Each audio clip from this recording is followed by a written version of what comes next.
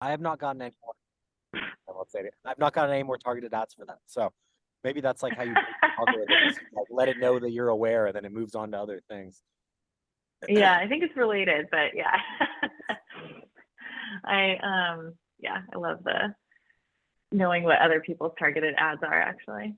I have Like this like some phobia that not phobia, but I feel like when I hang out with people, I start getting their targeted ads. Like if they're have a receipt hairline, completely. I'll start Totally. getting it lost out. It's weird. My guy friend who I'm close with, so we hang out with together a lot. He gets ads for endometriosis, which is a female issue, which is my issue, you know. So I'm like, well, can you send those to me as you get them? It's so funny, but yeah, I think that is a thing that happens.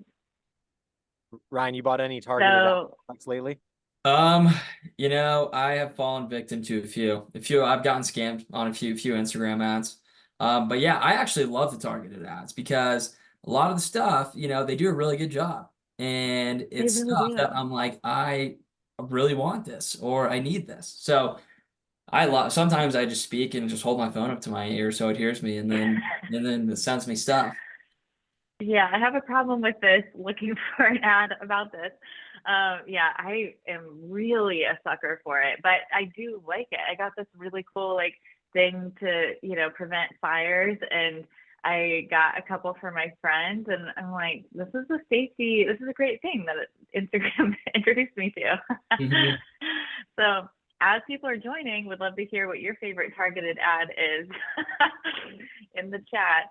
So that's what we're talking about as we wait for people to join. Well, as we wait for people to join, Kristin, can you give a quick introduction to our guest here? I know it Yes. ties in well with First Home IQ's launching an ambassador program here that we want to talk about later in the show. Yes. So we have a special guest, Ryan Wise, who is a loan officer, really new to the industry. I think a couple years, right, Ryan? Yep. But just really hit the ground running. He's had a few $1 million months, and super excited to have him share about millennial trends. And I don't know, you're a cusper, millennial Gen Z cusper. But also he is a beta First Home IQ ambassador. And so he's been helping us get the ambassador program off the ground, invested early, and we are now opening the doors to our next cohort of ambassadors now that we have a general kind of launch plan thanks to our beta ambassador. So I'll talk about that on the show as well. Kristin, before I let you get in with all the different topics you want to talk about, can I ask Ryan how he got into the business, or are we ready to rock and roll? Robbie, this is a co-hosted show. You can feel free to ask whatever you're like my questions you handler. want. You're like my handler. I'm like, Kristin, who's our guest this week? Have you coordinated things? Can you help me? I need I need someone to help me like cook at my house, come through. I'm helpless on my own. Anyways, Ryan, yes, very happy to have you. We were talking a little bit offline, but I like asking young people how they get into mortgage banking because, as I said to you, when I came into the industry back in the early 2010s, it was, oh, there's all these old people. They're going to be retiring. This new wave will take over. Well, it'll be young people. It won't be pale, male, and stale for much longer. Nothing's changed. These people are just 10, 15 years older, see the same people at conferences. And I want to see more young people. I want to see this influx. So it's nice to have young faces on the show. How'd you get into the business? Yeah, so I was in college. I was searching for opportunities. Had a family friend who's very tenured in the business, been doing it for over 30 years, and he came to visit, dragged me into a room, drilled me with life questions. And then 2 weeks later, I got a phone call and was offered a job. So I was finishing my degree and I'm working on getting licensed. And by some miracle, they kind of expected me to just kind of intern for about 4, 5, 6 months, shadow, get to know the ropes while I, study and take my test. Ended up passing my test 2 weeks into the internship. And then they said, okay, there you go, and sort of just threw me into the fire, and there I was, and then I just went off running. You're a braver man than I, because I remember in college, I was trying to look for summer internships and I saw that you could be a real estate agent. But the moment that I realized you eat what you kill, I was like, no, not for me. I need a stable company that's going to give me a nice, consistent salary. So, uh, did that scare you at all? Like, it's on me to do my own thing here, make my own money. Yeah, I think being so young and just being so excited to get an opportunity, I think there was some sort of ignorance is bliss happening at the time of where I didn't really get that quite at first. And so what a couple months in, that did hit me like, oh my goodness, if I want to make money, I have to produce. And so there's certainly some fear, right? Especially the past 2 years have, been challenging. But I think it's just so important, especially for younger people getting into the industry. While I think now more than ever, it seems like it's really difficult to ignore the noise and keep your head down. That's really all it takes. Keep your head down, ignore the noise, and focus on what you can control, and then the rest will follow. While we stay on this topic, what do you think we could do better to bring younger people into the industry? Like maybe the way we talk about it or the way we reach out to people. What are your thoughts on that? Yeah, that's a great question. I think it starts with a higher, and I know this is something, my first home IQ has a priority in doing, but I think just, creating a higher presence on college campuses, I think is really going to be the way to really get to the source and really get in front of all these young people. I heard the term a couple times growing up, mortgage banker, mortgage broker, and it's like, what is that? And most young people have no idea, and they have no idea what the different nuances are between, retail mortgage and consumer direct and the broker side of things. And so I think it really just begins with creating a higher presence on college campuses and going straight to the source. Going to I attended all the career fairs in college, and I don't think I ever saw one mortgage company there. Yeah, no, I totally agree. And I think the same thing goes for the education side around financial literacy and that kind of thing. We're just not exposed to it. And I mean, we've talked about this on the show. In fact, we had one of my friends on, Jules, to talk about her process of thinking about buying a home. And, most of my friends have no idea what a lender does, how to reach out to them, when to do that. And she's actually, since the conversation we had on this call, she started the process of actually like buying a home. And so it's been really, but I realized how, even knowing me being in the industry, I'm not talking to them all the time about, the difference between a banker and a broker or like anything like that, or what the process is to buying a home even. And we really need to, I think, have more people that are intentionally educating people at a younger age so that that's normalized, Absolutely. And I know, Ryan, there's a passion of yours when it comes to establishing credit history for young people, and that kind of ties into what we're talking about here. Why do you feel like this is such a problem? Shouldn't this be like the forefront of people's minds? How to do your taxes, how to be financially literate? Like why isn't this happening? Yeah. Again, I really just think it's a systemic issue in our education system. Growing up, going through school, which wasn't that long ago for me, so I can still remember. There was no personal finance classes available. And so it's just something that goes completely, or at least for the most part, untaught. People have no idea. Most people, I think, if you were to even approach, most middle-aged adults and you were to ask them, how is your credit score calculated, right? They probably couldn't tell you the answer. And I think it's a huge issue. And I think another part of it, I think maybe stems from fear. And a lot of people see credit as a bad thing in establishing credit because they assimilate credit with debt and paying interest. And I think that's a big misconception that a lot of young people have, particularly when it comes to just, something as simple as, applying for a credit card when you're young, right? Maybe when you turn 18, there's it even took me years to really get that process started. But when you go to college, whoever you bank with, they send you all these student deals for credit cards, right?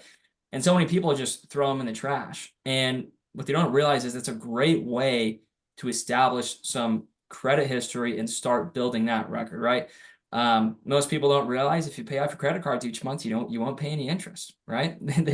There's just so much lack of knowledge and education when it comes to this. And I see so many first-time home buyers delayed, kind of like we were talking about earlier offline, right? They get out of college and they think they're doing what they're supposed to do, and they go and they get a good job with a salary, but they don't have any established credit, right? And so it sometimes can delay them months to maybe a year to go out, open up those trade lines, and build some credit history.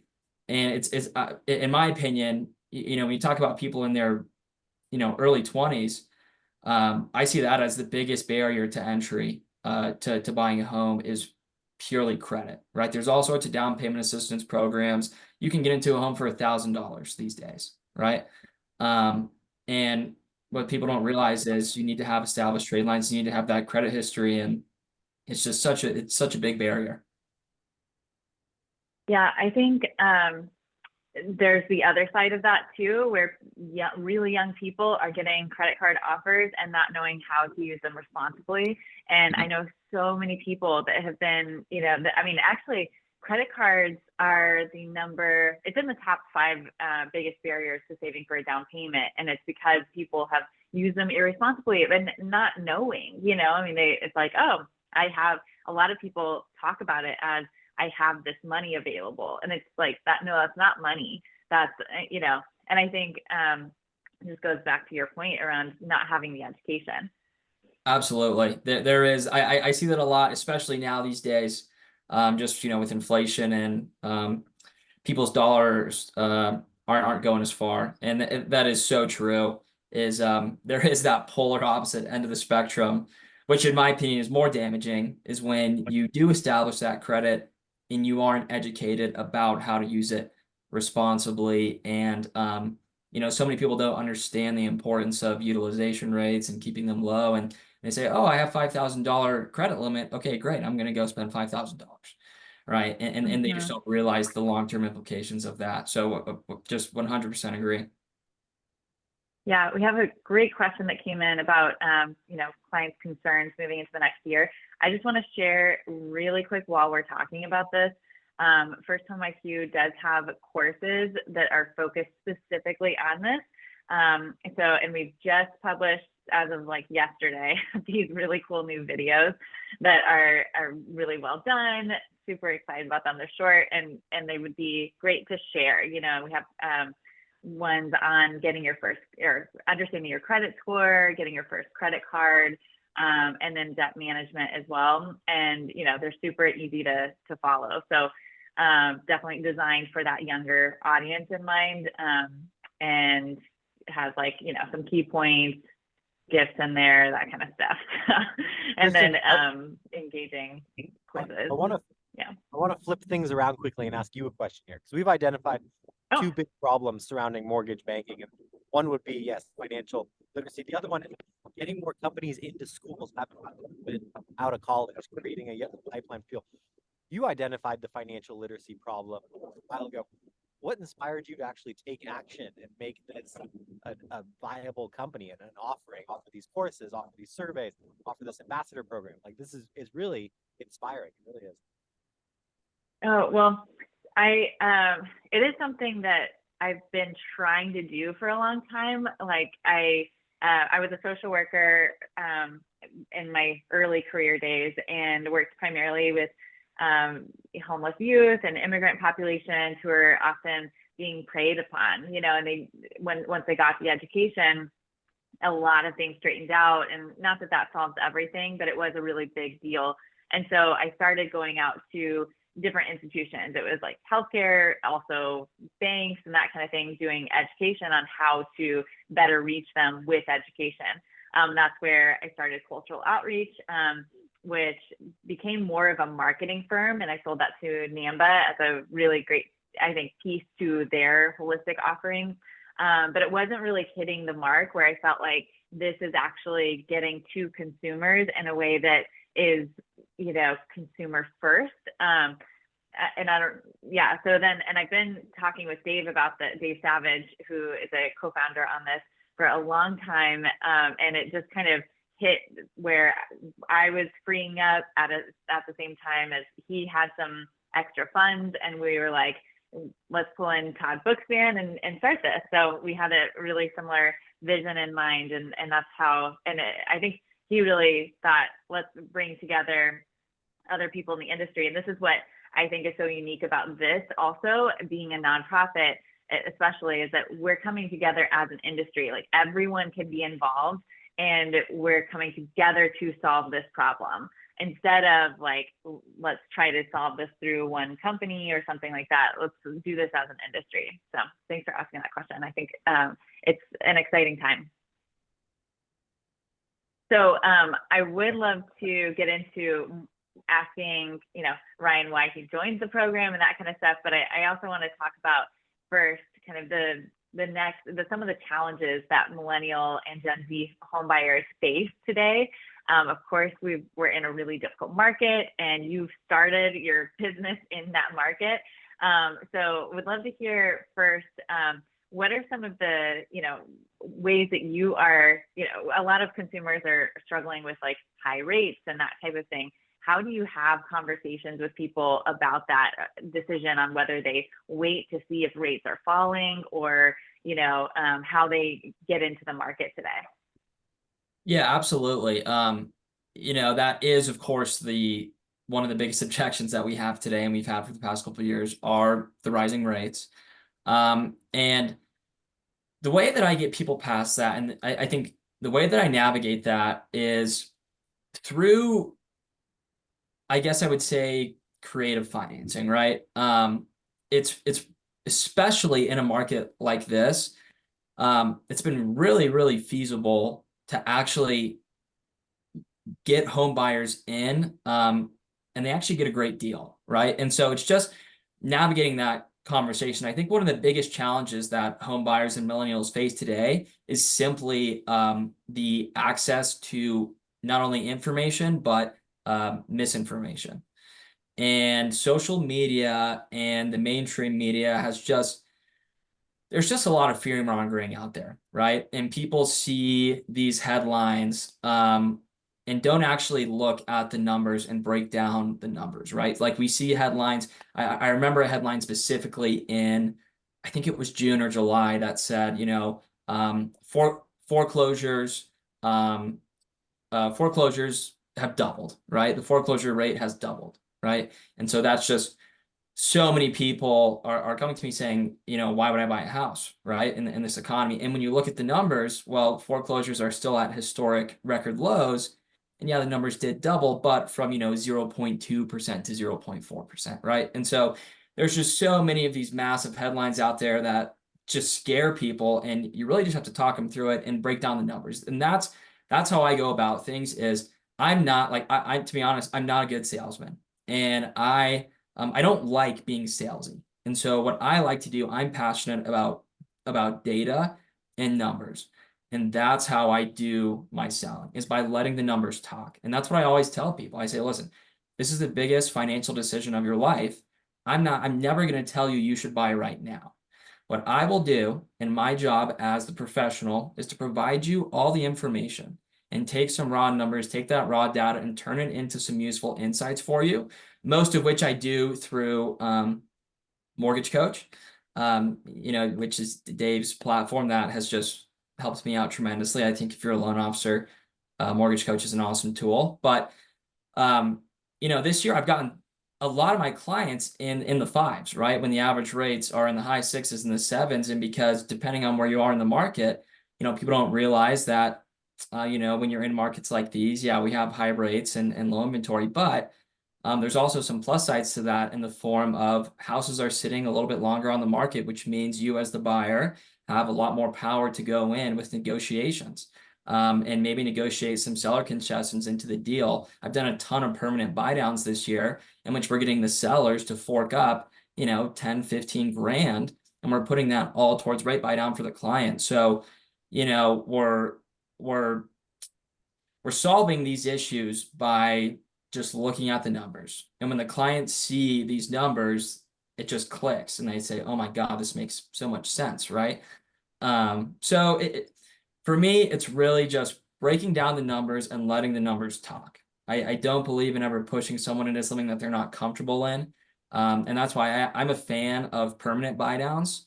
Particularly, I think a good example would be this year when we're in the beginning of the year and everyone says, you know, wait till May 10th, right? Rates are going to be in the fives. Rates are going to be in the fives. And it's like, well, look what happened. And so I like to be cautiously optimistic is how I would put it, and tell people, hey, here's what we think is, you know, here's what we think is going to happen. But at the same time, you know, you need to be prepared for it to go the other way. And as long as you can explain that and really just be honest with people, then I don't think you're going to have an issue getting people into homes, because when you do that and you let the numbers talk, I just think it's a great strategy, and it's how I've helped a lot of people this year. And this is a really key, I think, component of kind of next gen consumers is that we want that honesty and that transparency, and we want to see the data so that we can be empowered with that information. Robbie, I'm curious about your experience when you're buying a home, because you're super educated on the market and kind of born into this. And I was educated, but I still was so influenced by the anxieties of the headlines. You know, even when I was buying, it was like a really good time to buy, but I was getting constant news about how it's too hot, that I shouldn't buy in LA, that kind of thing. And I still went through with it because I got event versus zone, and I was able to see the, you know, the data for myself and see what this looks like over time. And that was what ultimately calmed my anxieties. And I was able to see, like, this is my situation and that makes sense for me. You know, Robbie, what was were you influenced by that kind of noise in the market? Not so much. I'm a little more emotional rather than analytical with my home buying decisions. I had moved like 10 times since college. I wanted a place to call my own. My takeaway from the process was, I remember thinking, if I didn't understand how originations work, having been in the mortgage industry for a while, I wouldn't have known to ask for buy downs. I wouldn't have known how to navigate my credit history before applying. I just remember thinking, like, there are all these programs that this company offers that I knew to ask about and figure out, hey, can we fit it with this investor and maybe get a better program versus this investor? Those sorts of things. And thinking, how would my friends ever go through this process? It would be so overwhelming. I don't know where I just feel like I'm drinking from a fire hose the whole time. It's tough. So I'm thankful I was part of it. And it gets back to what Ryan has said and what Sean Herrero said on several episodes ago. And that is, as a salesperson, it's not about selling people. It's about educating people. Education, education, education. Go through the numbers. That'll help calm anxiety. Kristin, you get the sense that that's the best way to go about communicating with millennials is to give them more information and like just make them feel educated, involved in the process. Yes, and being the guide through it. So it's not just like pushing the information on them, because, you know, to Ryan's point, people are constantly bombarded with information and they don't really know who to trust. And you've seen, if you've been on the show or seen my research, like there's a lot of millennial and Gen Z consumers who just feel hesitant about talking to anybody because they don't know, you know, that they can trust them. But I think it's about providing the information and saying, you know, here's, like, kind of being a guide through that process. Ryan, what are your thoughts on that? And like not overwhelming them with the information. Yeah, absolutely. You know, while ultimately it is up to the consumer to make that decision, you have to give them, not only present them the information, but help them digest it, right? And a lot of people, you know, what I run into a lot is a lot of consumers are scared of looking dumb, for a lack of better words. And so, Yes. you know, there's so many times where I'll present someone questions and or excuse me, I'll present someone information, and I can tell that they don't understand it, but they're telling me that they understand it.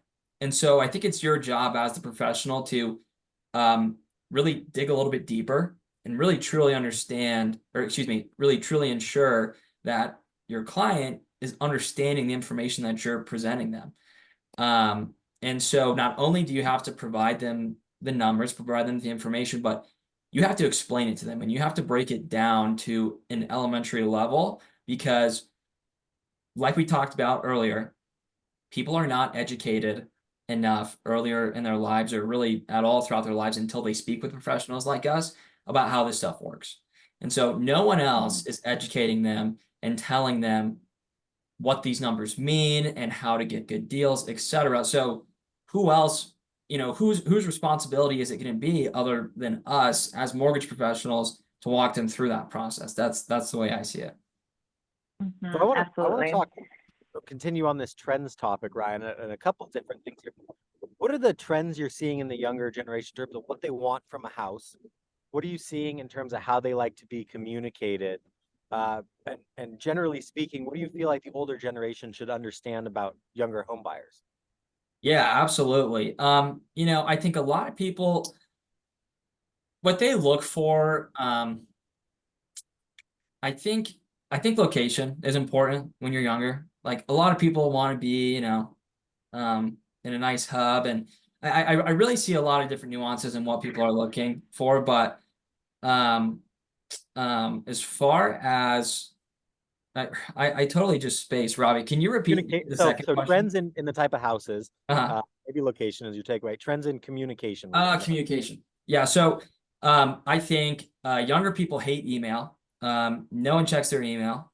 And so phone call and text is by far and away the best form of communication. If you are sending emails, then use tools like BombBomb or Mortgage Coach, where you can not only create a breakdown and total cost analysis for your clients, but also have a video embedded. So they're seeing some FaceTime, right? But younger people, I think that's a lot of things that maybe the older people just don't understand is that younger people don't look at their emails. They don't do it. Email is they just simply don't do it. So you got to either text them or get them on the phone, and they got to have a voice or a face with some video, and that's definitely the way to get a hold of people. That conflicts with some other people we've had on that said, don't text me, don't call me. Like that's aggressive. Put in my email and I'll respond when I'm ready. So I think the takeaway is that these companies should give different options. Say, how do you want to be communicated with? Let the client decide.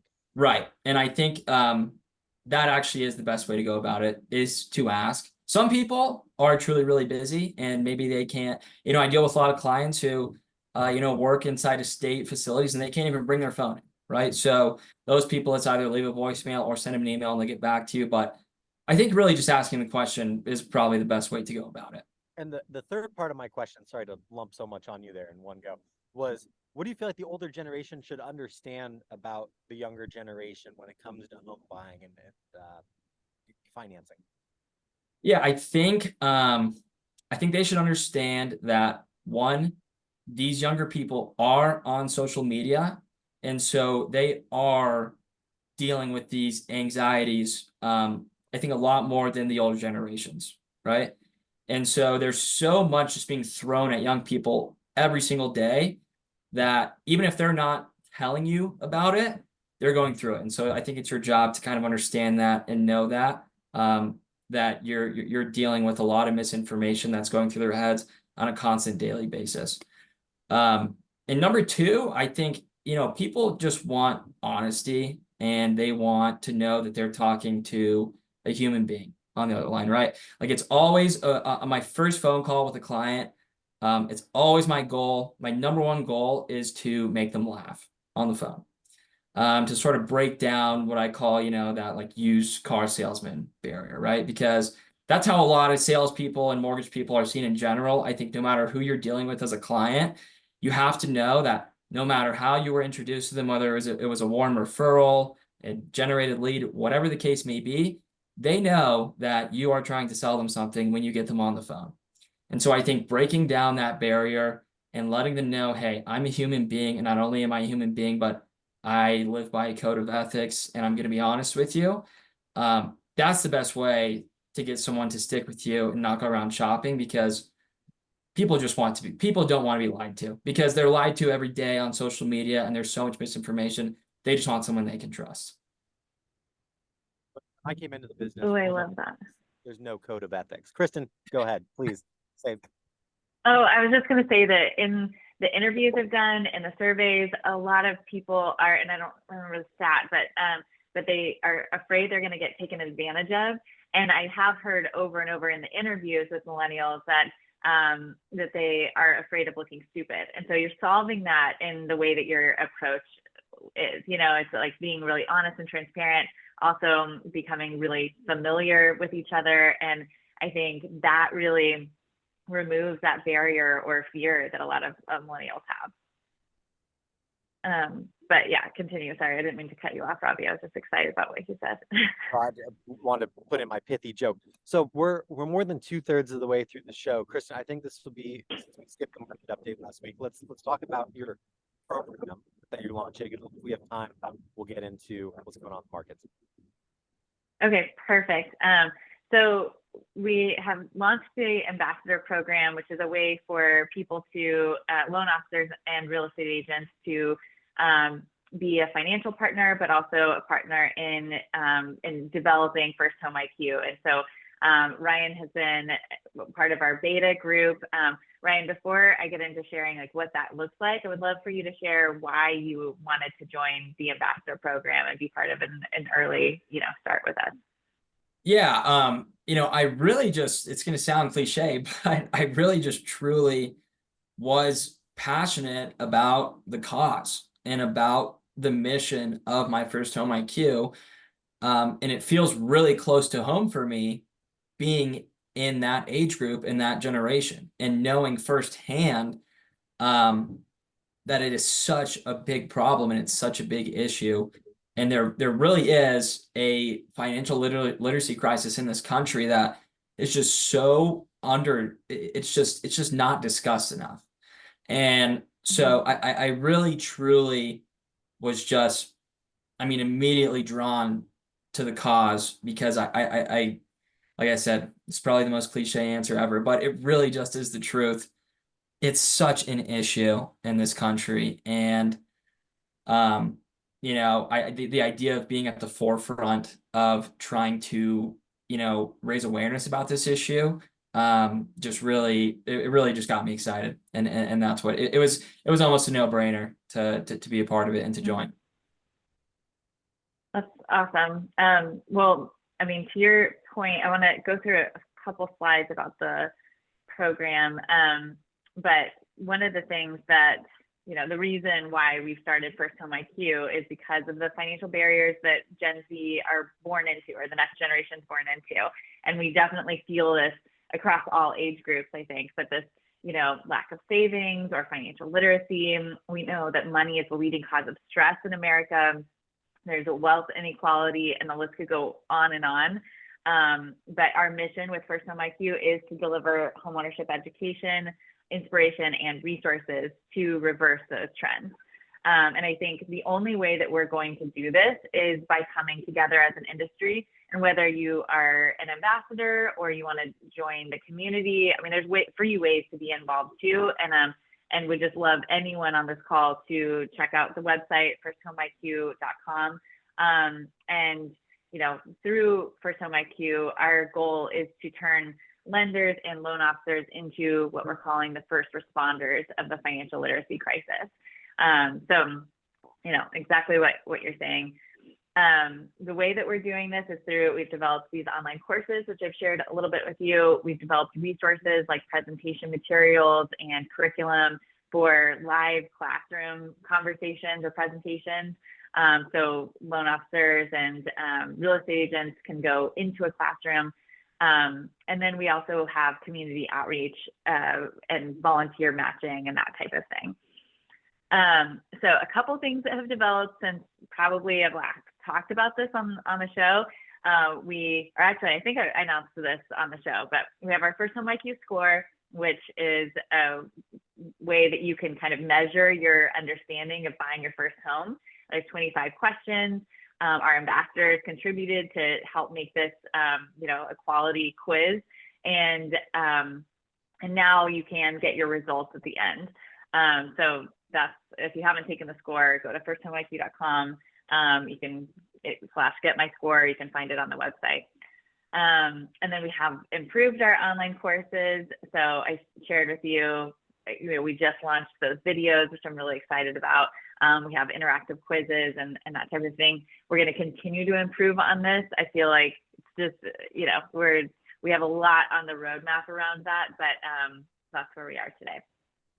So, and then we have our ambassador program, and this is where we are building out the actual impact for anyone that joins the ambassador program. They're getting, you know, impact branding resources, recognition, early access to content, presentation materials. And then I'll talk a little bit about specifically some of the ways that we're using this as a tool for improving or increasing your business. So it's not just, and Ryan, I think some of this is like an early announcement that you probably haven't even heard about yet. So it'll be fun to get your thoughts. But as ambassadors, this is a screenshot from the community, the Circle community, which there's, you know, anyone can access the industry professional content. We'll continue to build that out. But then there's ambassador channels in there that are just for ambassadors, where we're including playbooks and, you know, interactive conversations. People are contributing content there as well. And then we have impact branding. So Ryan, we need to get you this. This is like an email signature kind of image that that you can put to show that you're donating a portion of every loan, or and that you're part of the program. And we also, of course, have materials to share on social media. And then what I'm really excited about, that I don't know if you were on the first call, Ryan, that we did with ambassadors, but we had a lot of people talk about how this could be a way to kind of nurture leads.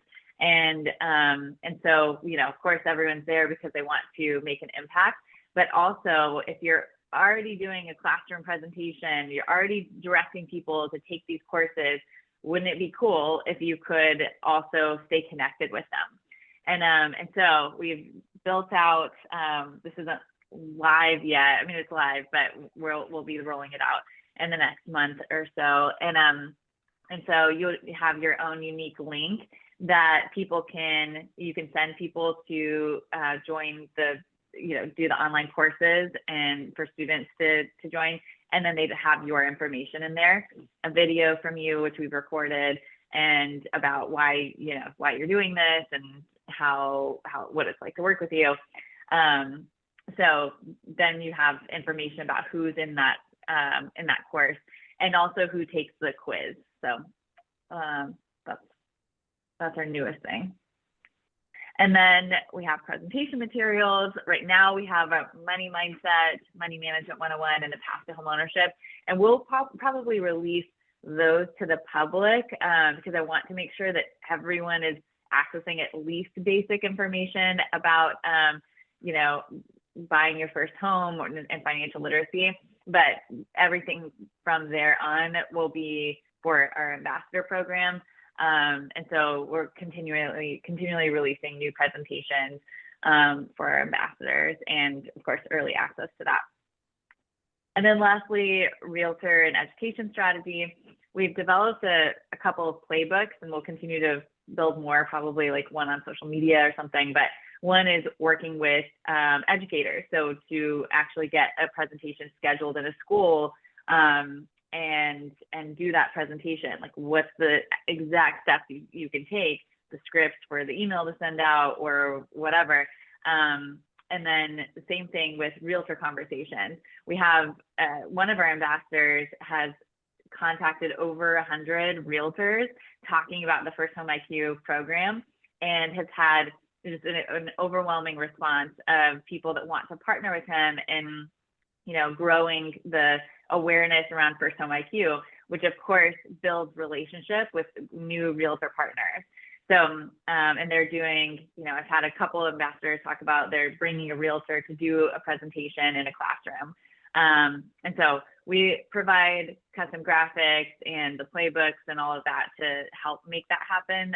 And of course, they're continually growing that based on people's requests.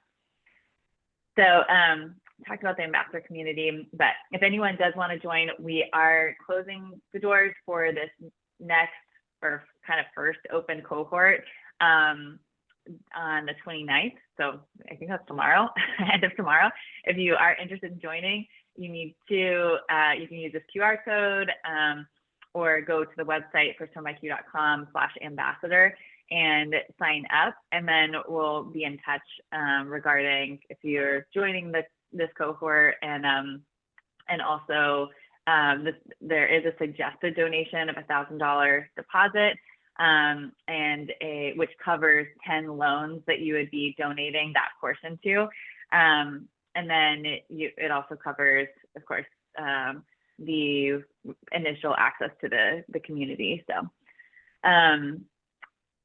Ryan, any thoughts on what you're seeing here? And is it different from anything that you have known about so far in the program?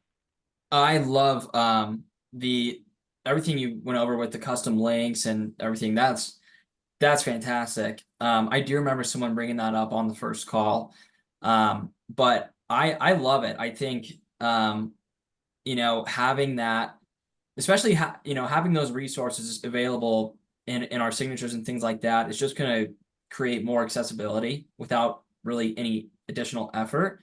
And I think that's huge. I think that will just raise questions in itself. But, you know, I've got a bunch of ideas spinning in my head right now, but about what I need to start doing, in the sense of, you know, a big part of my business is events. And so, you know, putting together, getting some realtor partners and partnering with a brokerage to put on a first-time homebuyer seminar, I think that's a genius idea, and it's a great idea. Cool. Well, yeah, we can talk about it. I know we're coming close to the end, and we have a couple questions in the chat. Robbie, you want to take something for us to close on? So Keith, we had Deb Bird on last week, and the takeaway, which was much to my surprise, was that YouTube is the best social media to do. Oh, right. So YouTube. But Kristin, I do want to ask the other question from Keith here, and can old loan officers, be old in quotes, be ambassadors in the program? How are you working with the older generation here? Kristin. Oh, me. Yeah. Are you I thought you were with the older asking generation? Ryan. What? Oh yeah, absolutely. Yeah, and I don't know if that was directed towards like the consumers. You know, I think what matters is the approach that Ryan has been talking about, of like transparency and you know, and engagement in the forms of communication that your consumers want to be communicated with. I think if you approach with these kind of in that way, that it doesn't matter so much your age, you're just, as a younger person, you have more access to people that are also younger, and you kind of intuitively know this approach. So I think that's some of the benefits of having younger people on your team as well. All right. We'll do okay. So yeah, there's no RESPA. I just want to address the RESPA thing. There's no RESPA violation. We have our chief compliance officer is Ken. Oh my gosh, I'm forgetting his last name somehow. But founder of Knowledge Coop, his cup right here. Yeah, we've definitely looked through that, and it is suggested. We know it's a hard time. If people are like, I can't do this right now, we're not like, you know, being hard on that. So the answer to the first question was YouTube. Sorry if there's wind here. It's not a virtual background. Yeah. So I was gonna say Robbie's 60-second market wrap, but we don't really have time for that. Maybe a 30-second you can do it. wrap. You can do it. All right, we'll do it quickly here. We got existing home sales last week. They were down 4.1%. We had new home sales this morning. They were weaker than expected in October. They actually fell 5.6% for the month. We had home prices today, but the big news will be the conforming loan limits later today. Many lenders and MI companies already went to $750,000 in October, though the conforming loan limit will probably be a little above that.